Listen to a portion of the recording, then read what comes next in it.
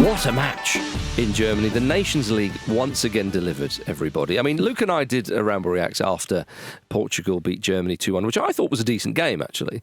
And Portugal gave a good account of themselves, as did Cristiano Ronaldo.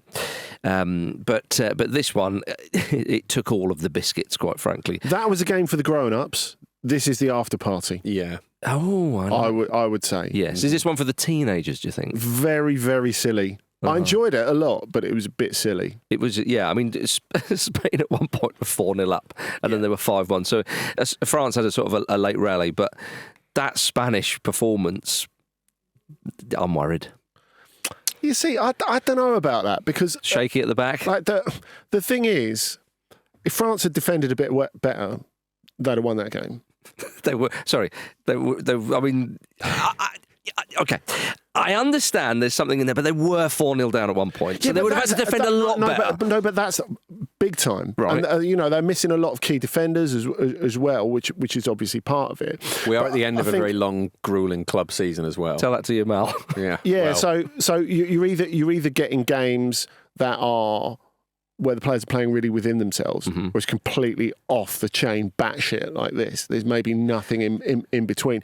And I think the amazing thing about this game, the thing that really distills how weird this game is when it was 4-0 and 5-1, France would have been standing there going, how the bloody hell did this happen? Because Maignan didn't really have that much to do apart from pick the ball out of the net. Yeah. Whereas Unai Simon had a really great game.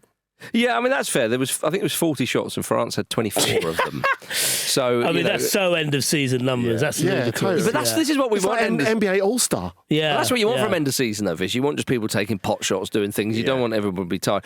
Look, I understand. Again, you have to have the caveat of, as Jim's already said, a gruelling season, particularly for the players involved in the Champions League final, and you can party for a few days, and you quickly have to get back into international football.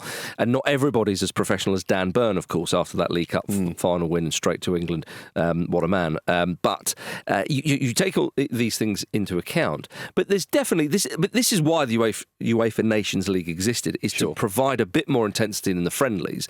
But obviously, it's not a Euros or a World Cup, and that's clearly what it's been doing, Vish, in a game like this. Yeah, no, I totally agree with that, and I think what also helped is Spain taking it so seriously that France had to take it seriously.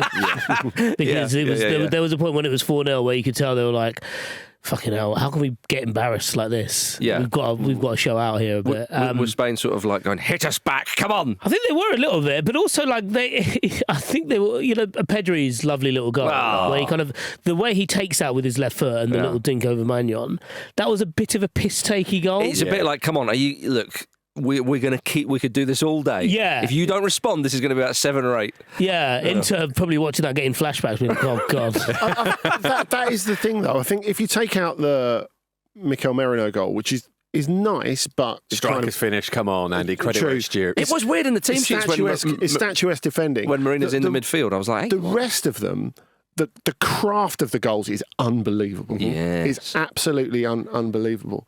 I mean, obviously, we had that Lamine Yamal bit where he was interviewed in the press conference and he said, well, obviously the Ballon d'Or should be the best person over the year. If people want to look at this game and decide it on this, well, then great. I'm in favour of that. Right, which I thought was very, very at the end of the game, he was very in favour of it, I would have thought. Yeah. I mean, that toe punt he scored. Yeah, the keeper should have done better on that one, I think. But the way he didn't. Yeah, well, indeed. But Yamal, the way he's kind of slightly off balance, he's falling back, the deft touch, he did everything he could to sort of maximise the chance to score. To still get an effective shot away while you're falling. Exactly, is really, really impressive. We've seen him sort of on the inside of that position so many times, curl one, and to do it like that was a measure of the kind of natural talent that the kid has. It was a fantastic game. I think the pick of the bunch in terms of the goals for me was Rayan Cherki's. Yes, the volley to make it very 5-3, pleasing. I think it was. I think it was 5-2. Right. What an international debut by Rayan Cherki. Unbelievable. So he comes on, he sets up, he scores his goal, he sets up the third goal, the Vivian own goal, with the sort of last pass inside the fullback, which is a brilliant pass, and then he creates the final one for Kolo Muani. I mean, I can't think of a better international debut than that. He was unbelievable. Probably buried the lead there a bit, didn't they, with Shirky? That goal was. It's going to be on the news. You know, he's like a highlight reel player. Like when you'll be scrolling on Instagram and you'll see clips of him from training sessions, like pre-Olympics and things like that. And they've got something else to add on there as well. Yeah, I guess the difference with Shirky is he actually does it in games now. I'm a bit annoyed he rejected Fulham last summer. Yeah, because you reportedly agreed Man City this. I mean, is it a rejection? Like it was the same as he did for Palace. If it's no, I absolutely won't speak to them. I mean, that's like a pre-rejection, isn't it? Yeah. Well, look, it's always important to know where you stand with someone, and I give him credit for that. So I mean, if you looking at these sides again with all the sort of the caveats and so on, I'm still kind of surprised. In a way that Didier Deschamps is France manager. Yeah. What's the chat there, Andy? Because he's going to lead them into the World Cup next Which is a mad decision, by the way. Yeah, so because everyone knows Zidane's going to get it next, and everyone knows Zidane would be better at it now. Exactly. So, and this is my point, right? Because look at the side they have. Okay, read what you will into that game last night, where they were convincingly beaten despite that late rally. The front four. Mbappe's sort of leading the line. Dembele, Elise and Doué. I understand that most of them are young players, so it's not like next World Cup. And Deschamps has won the World Cup, but 2018 is beginning. It's a generation ago now. He's beginning to come with sort of a... The reality is, with that set of players, they should be competitive at the next World Cup next year. Because they were disappointed. But as I said to you last year, if they keep Deschamps, they will not win the World Cup. It's that simple. But there's no danger of him getting sacked, do you think? No, there won't. There won't be. All right. Whereas Spain, with De La Fuente, it's kind of more of the same, really. The thing is, I think the real difference between those teams is Spain ruthlessly efficient. They know exactly who they are. That front three is unbelievable. It's funnily enough, like player for player, so perhaps excepting Hilal, but Nico Williams and Oyarzabal, I don't think a lot of football fans over the world would say that's my dream front three, but it should be. It's bloody good. But the way it clicks and the way they love playing together, Jim, they're going to be obviously one of the favourites next summer. But they just bloody love it. Like I could try and use all the superlatives and all the fancy language, they bloody love it. Yeah, the pressure of a final, almost the way Spain approach those games, it looks like to them that's like a warm, comforting shower. Do you know what I mean? There's no sense of pressure there. It's like, this is where we're most comfortable. This is where we belong. This is where we're happiest. They absolutely love these big occasions, and their football is getting increasingly sort of fluent in it, I suppose. They're very. It's easy to compare them to the older Spain teams, isn't it? And they're actually very different from that. But they're you know what? But I think obviously if they won it next summer, the comparisons would be there. But you look at them having won the Euros, you look at the cohesion and everything. That's the word. Yeah, everything they have, the dynamism and so on that you have in this side. Yes, defensively they're not the side that was in 2010, 2012, But comparisons will start to creep in. But I remember what Simon said after the Euros final, and he was talking about how the preparations were leading up to the game, and he said he was feeling nervous the night before the game and so on. And then I think Yamal and Williams were on the other side of the room, just sort of dancing away and having a great time. And he was just a bit like, that's. Yeah, that's the nature of their youth, though, isn't it? Totally. That will sadly leave them as they get older, but it's a great thing to have as an advantage now. And you mentioned the defence, but what an addition Dean Houghton looks like he could be. He was very unlucky to have an absolute worldie disallowed. What a finish that was! Yeah. Oh my gosh! Yeah, it's a good point. And they will face Portugal in the final on Sunday. Before we talk about that, there's some important information that this victory for Spain came just at the right time for Pheasant Island. Yes. Now, Pheasant Island is an island that sits on the river border between northern Spain and southern France, and it changes nationalities every 6 months because of a treaty struck between the two countries in 1659. A lovely little quirk, that. It doesn't have any inhabitants, but I think the floral and fungi... Apart from pheasants? Mate, well, Andy, you do your own research. Right, okay. But no doubt, though, that the wildlife on that island would have been very happy with last night. Yeah, and I guess that that wildlife would have been on the same sort of headspace as a lot of the players. You know what you said about that sense of occasion, Jim, about how it really, the sense that it really matters. I mean, I know I'm preaching to the converted here, Marcus, because you're talking about how it's worth having something of meaning, which I would absolutely agree with.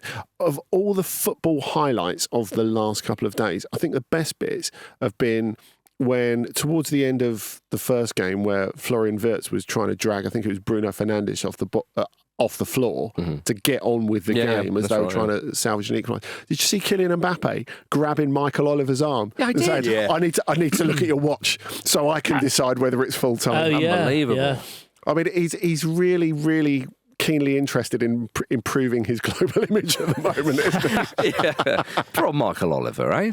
Well, the final, of course, will be on Sunday, Spain versus Portugal. The third place playoff will also be on Sunday. It's a real football feast this Sunday, Vish. Well, it's a tournament summer, isn't it? It is, yes. So it's every day. Absolutely. Will you be watching both games, Vish? I'm on Monday's show, is the question that you're asking there. So yes, I think I am. Yes, I will. You do love a bronze medal. I do. Oh, we've got to pay to watch it as well. We've got to dip into our own pockets. Another £2.49 in the metre. It's not like we don't normally pay to watch football. Is it on Amazon Prime, is it? It is. Yeah. Oh, right. They've done well out of us. But I mean, intriguing final. Yeah, I think so. I think, Andy, you the way you were talking about it outside, you almost referred to it as the Iberian derby. Yeah, as the entitlement derby. Yes. Why is that? That's fair to say. I suppose there's just a broader sense of a lot of people on that pitch are quite moany, quite. I mean, these are two quite teams pleased who, with themselves. If they were in the final, if they were chocolate, they'd eat themselves. Okay, so with Portugal, I can think of a few players. I think of one in particular. Yes, exactly. Yeah. With Spain, who are you thinking? Oh, there's lots of them. All the ones from Barcelona straight away. Oh, yeah, that kind of goes with the territory. Andy's wicked whispers. Yeah, I mean, he just ousted them as all the last one. I think it's quite apparent, isn't it, from the outside that they all fancy themselves a little bit. I don't have a problem with that, but I think it does fit into the scope of the game. Yeah, okay. Well, all the arrogance isn't purely on the Portuguese side. I think that's fair to say. I mean, I've often sort of suggested, and the suggestion comes from the bare facts that the brain of football now is in Iberia. More Spain. I mean, even look at the women's game as well. You know, Spain are world champions there, and what they've been doing. So.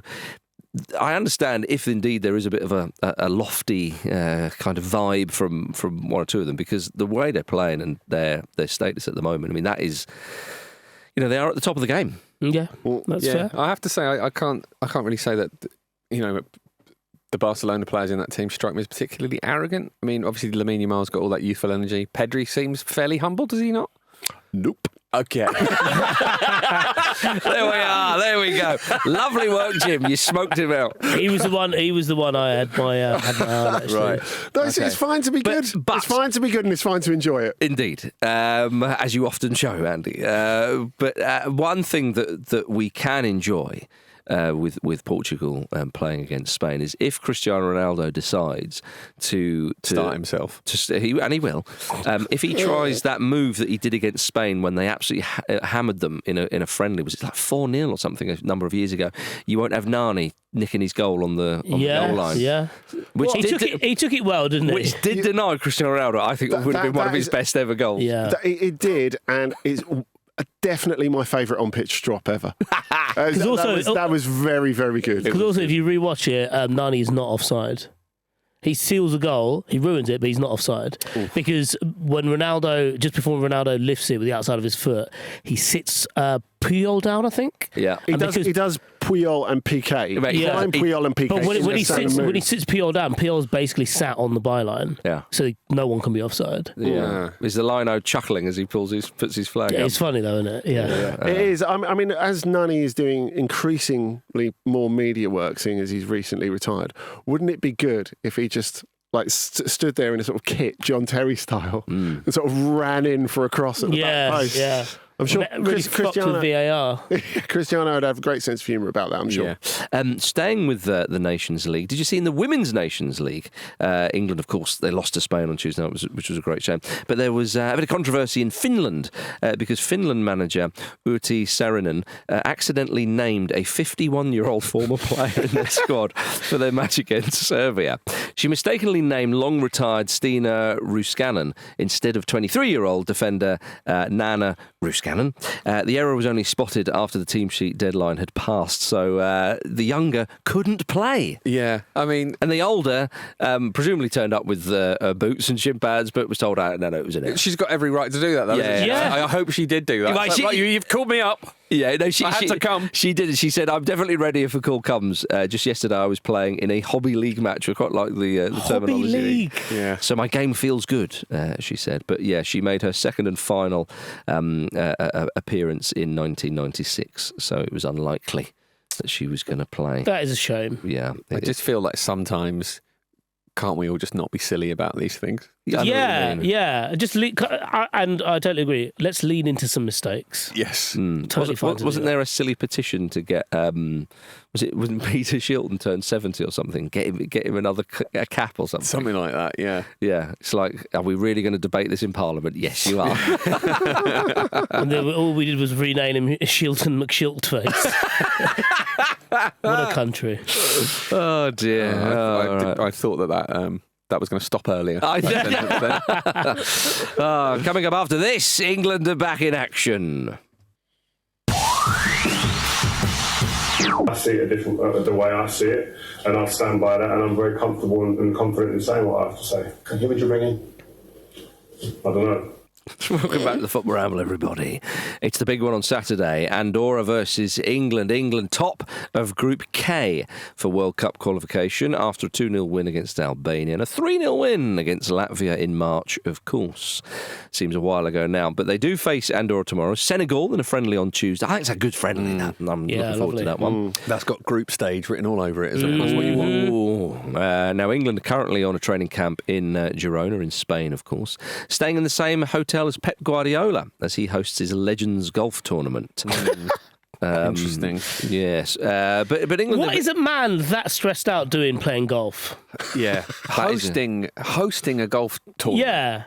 Is it more admin? Is he playing? And it's such a stressful sport, yeah. But is he playing, though? Probably. I reckon... No, I reckon he's...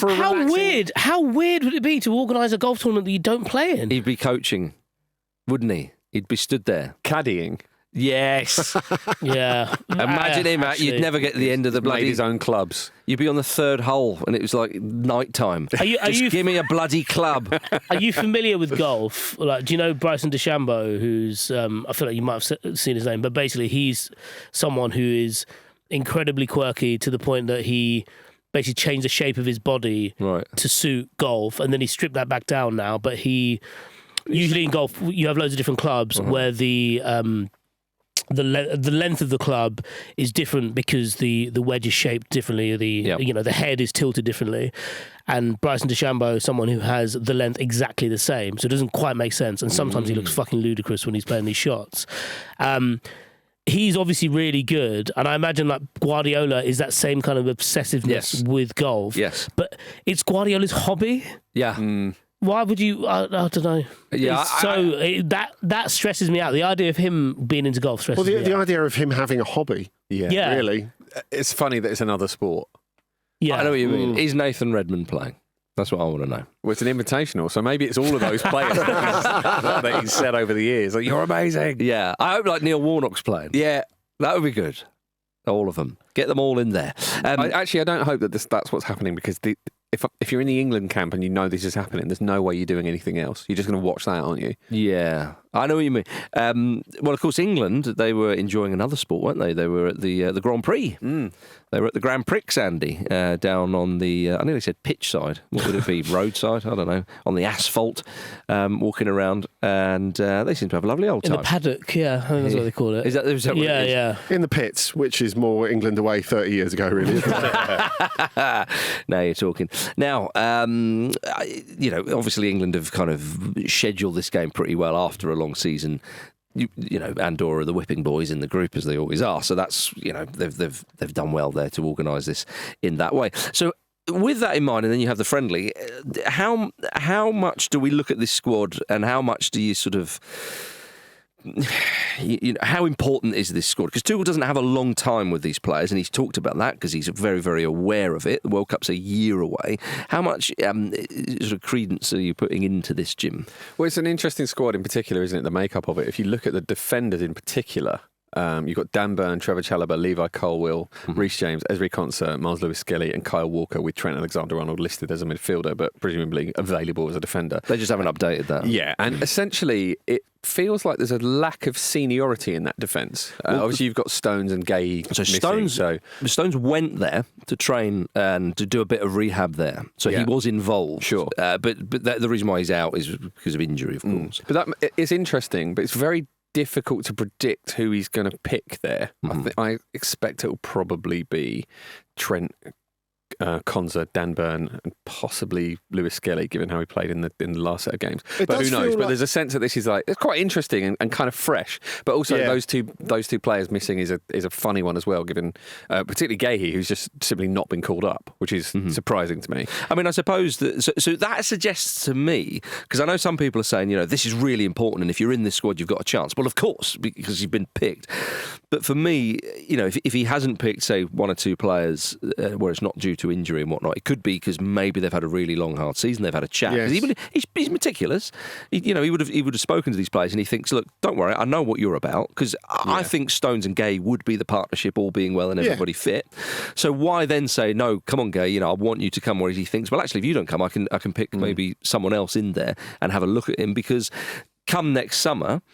And the World Cups, you know, we're about to start. You know, there will be injuries. There will be, you know, stuff happens. People's form drops off, and so on. There will be a core, won't there? But there's always going to be players. Of course, he will rotate, having a look at, I suppose. Yeah. What do you think of this squad, Andy? I mean, Gay has some sort of minor injury. I think so.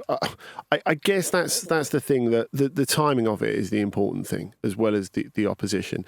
I think we talk about there's so little time for Tuchel to decide on the team he wants and get them used to each other. There's also very little time for him to try stuff out and experiment. And I feel that this is the latter rather than the former.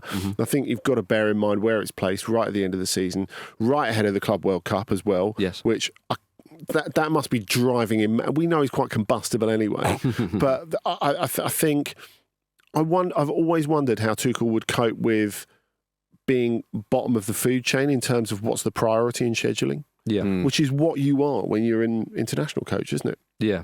Looking around the squad, there's obviously familiar faces, and those you think, they'll definitely, all being well, they'll be going to the World Cup next summer, and blah, blah, blah, blah, and so on and so forth. But one name that has caused a bit of a stir is, of course, Ivan Toney. Now, Luke was talking about this on the pod the other day, saying that he just shouldn't be there. Once you go to Saudi, it's you know, not as a competitive league, of course. And that's so from a sporting rather than a moral standpoint? Well, Possibly both, I think, without putting words in his mouth. Well, the words coming out of his mouth were very much, you know, from a sporting point of view. There may well be that, but I mean, what do you think, Vish, with regards to Ivan Toney? I mean, do you think because Tuchel said he's the best replacement for Harry Kane? Which we've all said before, but now he's in Saudi. I mean, yes, he's scoring goals. Yes, he won the Asia Champions League. But for those like Luke Moore, that doesn't mean a damn thing. Yeah, I suppose it shows that Tuchel's player, it gives a hint to Tuchel's MO around the front man and what he wants the other 9 outfield players to do, and where he wants how he wants to structure his front line. Because, as you say, we've often talked about Toney as the closest like-for-like replacement for Kane. And then, ironically, during the Euros, we were all constantly calling for Watkins because what Kane was doing wasn't working because Kane was injured. And so I do find it quite interesting that we're still leaning on that a little bit. But I suppose Tuchel is. Well, we as England, because we've almost gone through that situation already where it hasn't quite or nearly didn't work out for England. Because it was Kane playing at the end of a long season. And you wondered if maybe he was going to tailor it in some way. And I suppose, you know, you can tailor with people around him and stuff like that. But, I don't... I don't necessarily agree with Tony being in. I understand the logic of Tuchel wanting him in. And I suppose the onus is on someone like Dominic Solanke, who I appreciate isn't here. But the onus is on him over the course of the season to prove he can be that person, because he is the next closest to that. Yeah. Or Liam Delap. I mean, there was... I don't think Delap's that kind of player. I think it's more Solanke. If you're looking for Kane specifically, then it's Solanke. Delap's a bit of he's more of a galloper, isn't he? I think he's someone who takes contact and opens the pitch up. He's not someone who drops back the other way. And I suppose he won't really have to do that at Chelsea because they play differently. Sorry. Yeah, and to be honest, I mean, with the midfield England have, there is an argument that he wouldn't need to do that for England, which would be quite a refreshing thing, I suppose. I kind of just echo the thoughts that you have, really. I mean, regardless of whether Tony should be in or not, he is in. So clearly Tuchel wants to see... I suspect he wants to see what level he's still at. So I think he's probably more likely to feature against Senegal than Andorra, just because Andorra is essentially a ski resort, isn't it? And it's a kind of unhelpful fixture in terms of Tuchel getting a look at the players in his squad. You can only really get negative points rather than positive points from that. If you succeed in that game, people go, it's Andorra anyway. Well, on that then, over the two games, whether it's against Andorra or Senegal, who would you like to see given a run out? Well, I think it's very easy to forget that fairly recently we saw a really, really well-balanced England midfield of Declan Rice, Curtis Jones and Jude Bellingham. And the word balance, I think, is key there. I thought they clicked really, really well together. I would like to see a bit more of that. Then at the same time, you look through the squad and there's so many players I want to see get a run at. There's Eze, there's Gibbs White, there's Morgan Rogers, players who all kind of occupy similar spaces, like through kind of what you might call wing fielder roles. I saw that phrase recently. Very nice. And yeah, it's an interesting one because I kind of want to see a bit of everybody, which just shows you the problem that Tuchel has, isn't it? Jordan Henderson? Not Jordan Henderson. Okay. Cole Palmer. What's he going to do with Cole Palmer? Where does he play when he gets on the pitch? And is that conducive to him being a starter alongside Bellingham, for example? I'm fascinated by this. So I would like to see a kind of mixture of I'd like to see two quite different lineups, actually. I don't want to dwell too much on what's not in there because I know you've been over that before. As these games get closer, I still can't get my head around Adam Wharton not being there. That's the one for me. Yeah. I mean, especially if we're looking into, like as Jim was saying, finding that balance really in the England midfield. I mean, it sort of almost requires Jude Bellingham to play in a certain way. If it's the first, if you're picking a first team from this squad of players, and I realise that's a big if. I mean, obviously, there's a big question over how Xabi Alonso will use him next season, and the early signs are it won't be in that advanced position because I see him as a proper box-to-box midfield player, but we'll see how that shakes out over the course of the season. But I think to briefly come back to the Tony thing, I think it's interesting because if we're talking about it from a purely sporting perspective, there are two ways of looking at it. Like, obviously, Tony's line about the competition is as good as any is or provably nonsense because one of his teammates has literally come back to Europe for a 90% pay cut because he thinks he'd rather play in European football. And that's one of his teammates. That's not people who don't watch the league in his words. On the other hand, 90%. I think when you're looking at like the load management thing, and we're talking back to the fact that these games are rather awkwardly wedged in between the Club World Cup, and that's the Club World Cup's fault. That's not the international's fault, just to get that clear. Damn right. And the way that the Nations League is perceived at the moment, which again is not the fault of the Nations League, it's the fault of the other elements of the calendar. So could someone like Tony actually turn out to be an asset? Because I wondered that. If you're playing at lower intensity, maybe he's got more in the tank by the end of the season. And whether that's maybe similar to what they're going to experience. I mean, that might be I don't know how big a point that'll be. I don't think that's unreasonable to say. I think because one of the things that is really going to be a problem is the humidity. Yeah. And one of the things he gets exposed to out in Saudi Arabia is humidity. And also, I think with that in mind, and obviously, Tuchel's thinking a lot about it with the tents and stuff like that, is that... You see these tablets they've taken as well?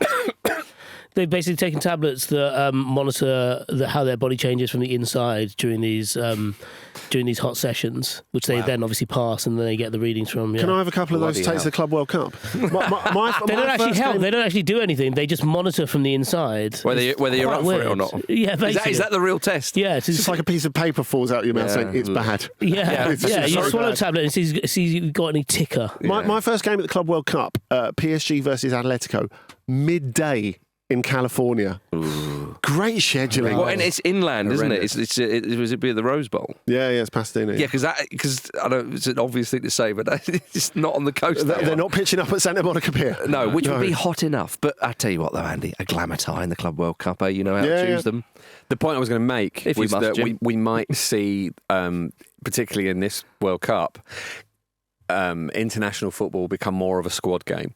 Because you might have to take Harry Kane off after an hour. You might just have to. There might be players like that where even if they are your best players, they just simply cannot do it. It's a great point. Like in rugby, for teams from our part of the world. A point that Roberto Martinez has made this week. We talked about this on OTC yesterday, where he talked about it after the Germany-Portugal game, and he said everyone made a massive fuss about the team I picked beforehand, and well, if you will play one of the best midfielders in the world, João Neves, right back, people will comment on it. He said it's not about the players who started. He said, I had a plan for how we were going to finish the game. And he got it spot on. For our last half hour. He got it spot on. And he did, didn't he? England did it last year. England did it last year eventually with Watkins, Eza and Palmer. Yeah. When you can bring on Vitinha. When the opposition are tired. I mean, it's fucking annoying, that. It really is. Yeah. You think, great, he's not starting. Oh, hang on a minute. We've got that to look forward to. We've got I suppose at least you can conserve energy when you don't see the ball for half an hour, right? Yeah, it's one way of looking at it. I don't have kids, but I imagine it's if your kid wakes up early from a nap, it's that annoying Vitinha coming on after an hour. Yeah. Well, speaking of the World Cup, have you seen that Uzbekistan and Jordan have qualified? Wow. That's right. Uzbekistan and Harry Redknapp's former team, Jordan, have both qualified for their first World Cups. When the Uzbekistan news came in, I thought, this is incredible. And I was like, it's a 48-team tournament. It's still an achievement. Yeah. Well, this is how they get you. The stars in my eyes did sort of slightly dim. Yeah. But they were still there, though, Jim. Yeah, I mean, is a 48-team World Cup going to be good? It means a near 6-week tournament, which is something they've kept quiet, actually, isn't it? Well, it's only recently we're seeing stories about how it's going to be 6 weeks long. Yeah, they've probably kept it quiet from all of North America as well. Yes. Like what? The first 17 days of this 6-week tournament will be group stage games. And, of course, that's 12 groups of 4 teams. Because there was chat, wasn't there, that the groups were going to be 3 teams. You're going to have 2 games, and then, but they are going to be 4 teams. Because the group stages were excellent in the last World Cup, and Gianni Infantino was like, this is actually really good. Oh, you know what? When you watch this game, it can actually be quite good. Yeah. So let's keep this, because there's loads of jeopardy. But then, obviously, 3 teams go through from most of the 4-team groups. So there's very little jeopardy. And to go out of the tournament, you have to be truly dreadful or kind of out of your depth in the first place. So it's like new Champions League. It is a bit like that, isn't it? Yeah. A lot of football for not a lot of teams to get eliminated. Yeah. But I mean, the new Champions League, though, kind of a lot of product before the football starts. Yes. I mean, but the new Champions League format, like, it was all right. It wasn't like atrocious or anything. No, but it's football when we like it. It creates the illusion of jeopardy rather than providing actual jeopardy. There's definitely that, Andy. There is definitely that. Yeah. So 70% of the tournament's total matches will be played to only eliminate a third of the teams before it goes to 32 teams, which is of course what the World Cup is. But then you have the last 32. Yeah, or what the World Cup was. What it was, because it's not going to change. Well, they're not going to vote to reverse it, are they? Certainly not. Yeah, no country will do that in their own interest. I mean, I do find it. I mean, we've got this already with this World Cup. You know, obviously Saudi Arabia are going to host the. It's going to be Spain. Morocco and Portugal, who host the next one. You're having to have multiple countries who are going to host the World Cup. Saudi will be very interesting. But this amount of games... That always should have been the thing, I think, because the economic benefits of hosting a World Cup or a European Championship are massively overplayed. Yeah. And unfortunately, there are countries who have taken it on their own, and it's cost them a lot, and they've ended up with a load of white elephants that they don't need. The economic burden should be. I think have had a lot of that. Exactly. The economic burden should be shared. Yeah. I just, with 48 teams, just think of the wall charts. Some people live in small flats. Yeah. Like, how are you even going to get that up? Put it on the ceiling? You've ruined my Friday. But it's still great, though, that Uzbekistan and Jordan will be there. And I suppose, Andy, with the World Cup, we're usually very familiar with the majority of teams. It's always nice to have... Increasingly so. Yeah, it's nice to have an undercard, like Georgia, for example, at the last Euros were a lovely one. But it's like a first-timer in a World Cup or a European Championship is absolutely fantastic. Yeah, a lot of attention will be on them, and they could surprise. And Eldor Shomurodov playing in the World Cup is very, very exciting. The Roma centre forward as well. Yeah. One of the most handsome footballers in Europe. Mm-hmm. Oh, hello. And for those who don't know, Andy, which of the two teams is he playing for? Uzbekistan. Yeah. Yeah. I mean, there is a festival of football feeling to a World Cup, isn't there? And that's always really fun, but it is dependent on those games actually being good. And we'll see, won't we? But we can't blame Gianni Infantino if the games aren't good. I think we can. Okay. We can try. We can try. All right, coming up after this, Scotland and Wales look for a win and more Club World Cup nonsense. Now then, Wales face Liechtenstein in a World Cup qualifier tonight. The fun never stops. No, you're taking the piss. I am. Right. They're joint top of their group. I think you are. They play Belgium on Monday. Belgium haven't played any World Cup qualifiers yet. What's going on?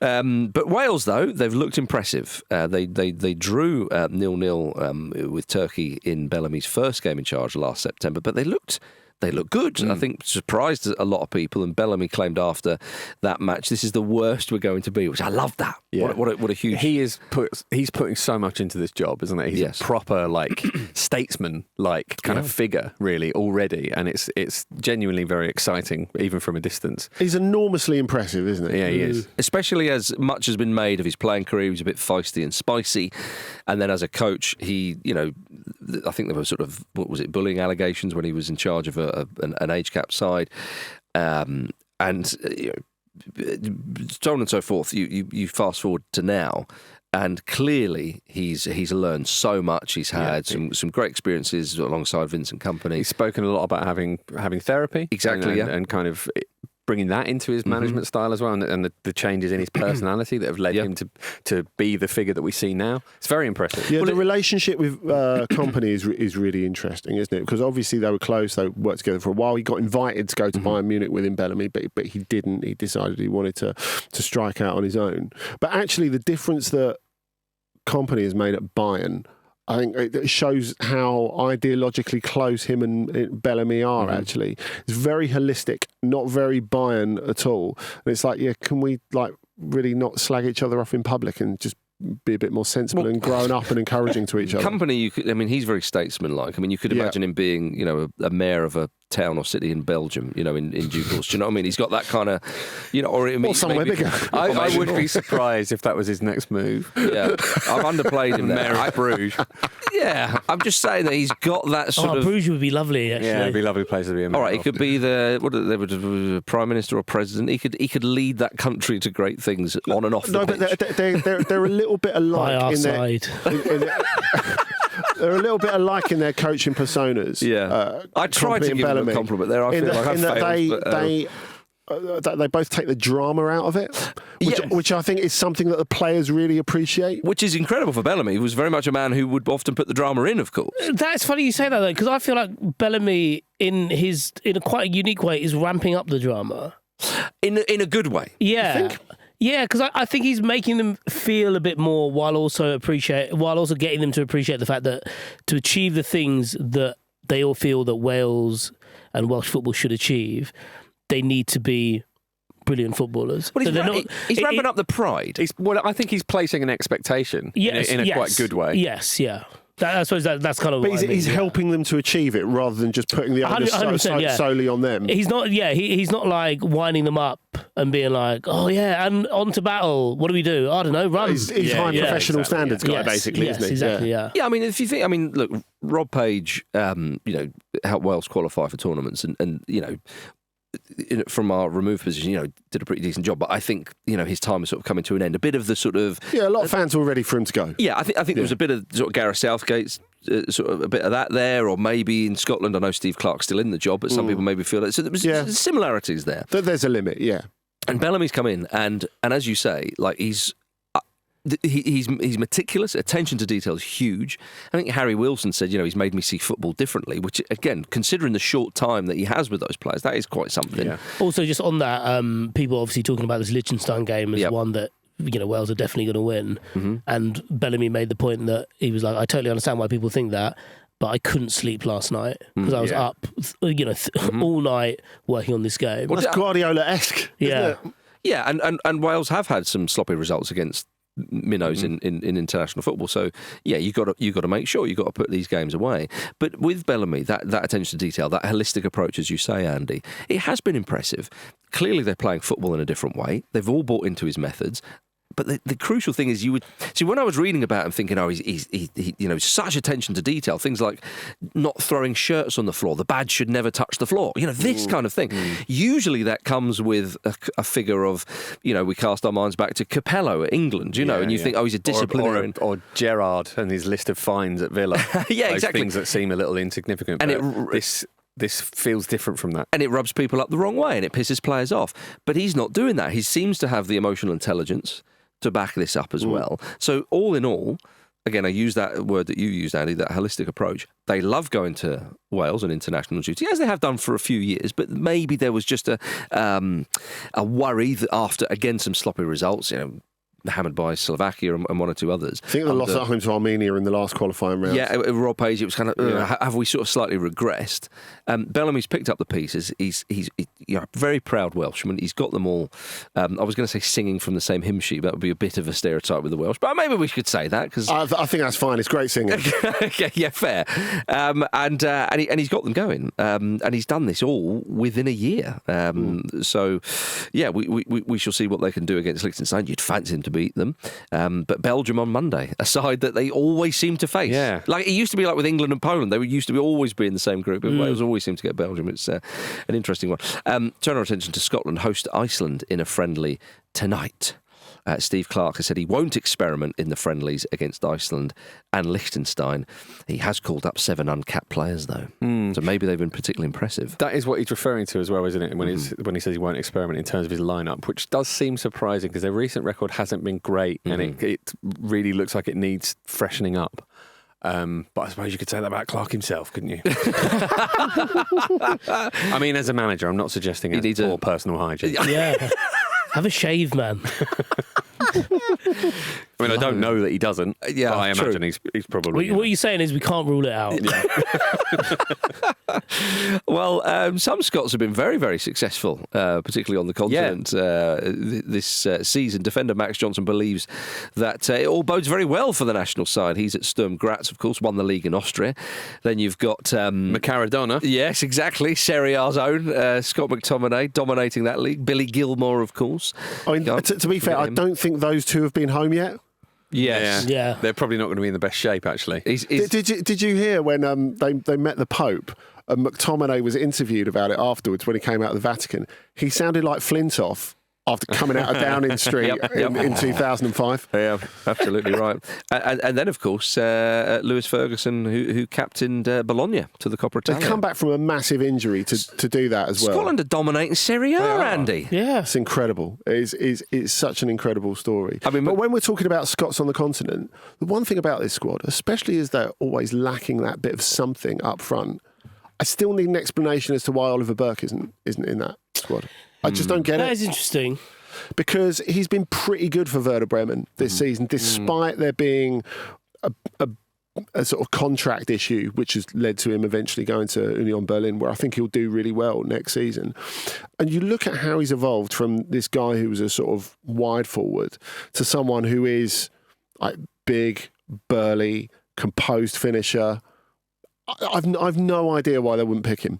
Yeah, I mean, he last played for Scotland in 2020. Maybe he's just one of those players that the coach just doesn't fancy. People, there's just rightly or wrongly, people just think, we've kind of moved on from him. Or something. I think it's easy to look at him and look at his career path and think he's a journeyman. Whereas actually, if you look at how he's shown up, and he scores, like the goals he scores are clutch goals as well, big goals. I think he'd be very valuable for Scotland. It's only 28 as well.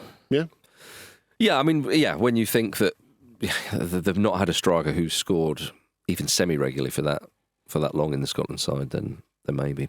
But he's not in there, Andy. So I think he's got to win a trophy on the continent to kind of really turn heads. That's the standard now. Yes, it is. Exactly. Can you cheer me up by talking about Russell Martin?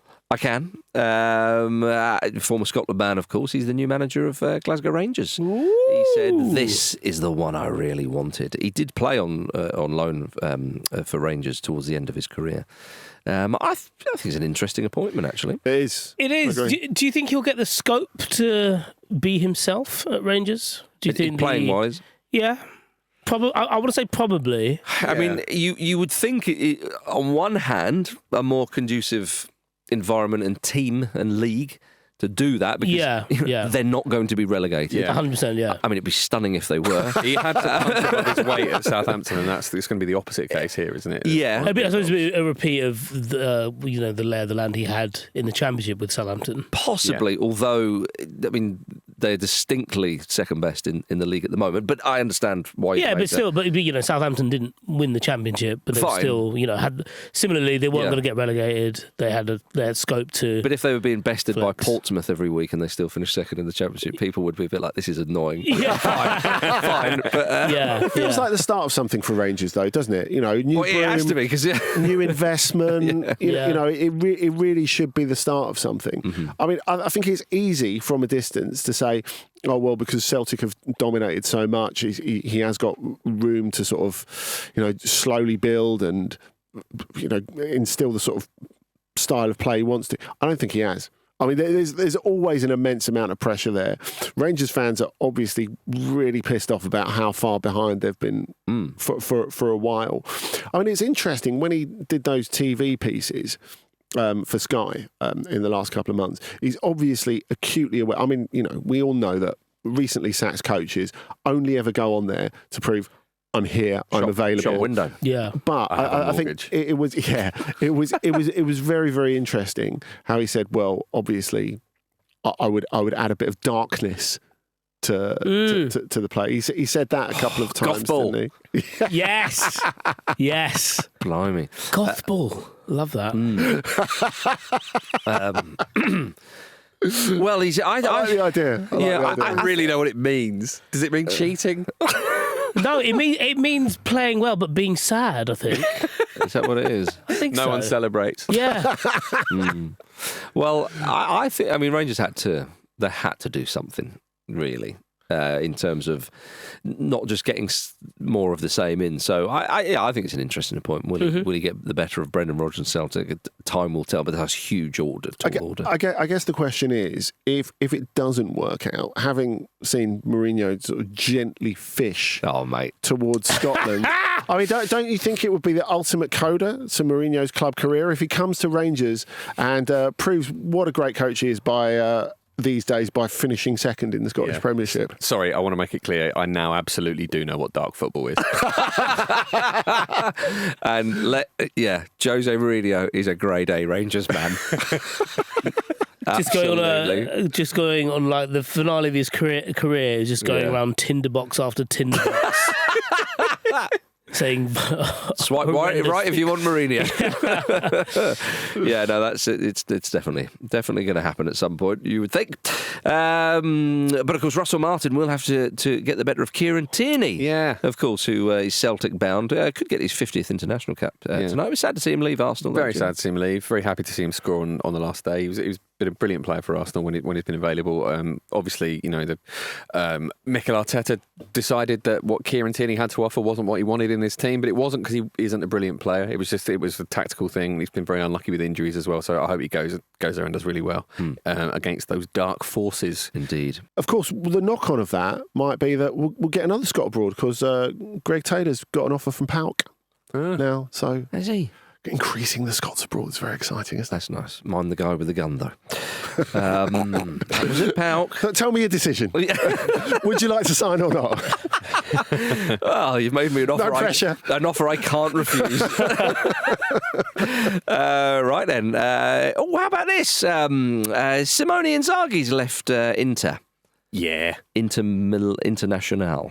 He's left them. And I thought, is he going to have a rest? Because after that final, I think I would probably do about 6 months in the Bahamas or something. But no, he's straight back into work, Andy, because he's been appointed head coach of Al Hilal and will take charge of the Club World Cup. I thought you were he wants silverware this season. Or, rather than go to the Bahamas, why don't you buy the Bahamas? There you are. Yeah, I mean, the only reason you're going to need a rest is to pick up that wheelbarrow worth of money, really, isn't it? I'll tell you what he's More thinking. than 4 times his current salary? Wheelbarrow full of money, not wheelbarrow worth of money. He'd be so annoyed with that Diamond distinction. encrusted. Yeah. Who am I selling this to? So he'll be a part of the Club World Cup with Al Hilal and not Inter. Not Inter, who you think you would have had more of a chance of winning the Club World Cup, but he probably thought to himself... With them old boys? Yeah. No. You bunch, they are shattered. They're going out there to catch a tan and coming back after 10 days. You've already let me down 3 times this season. Cannot be doing with a 4th. No, and he wants to play. He wants to take charge of a side who have a proper centre forward who can score goals. Alexander Mitrovic. You know what his scoring record is since he's joined Saudi? I imagine I'm about to. 79 appearances, 68 goals. Not bad. You notice how we separate this from the Ivan Toney chat? Well, it's not a good league, is it? So, not worth taking seriously. Oh, that's what drives it. You're right, yeah. The agenda.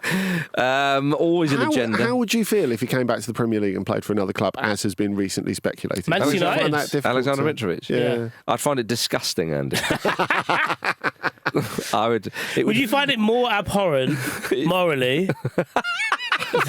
Than some of the laws. Yeah. It would fill me with hate.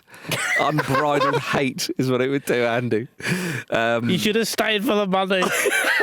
Can't you just stay there for the money? Give him the pool. Yeah. Give him the pool. Give him the whole floor. Who's you been linked with?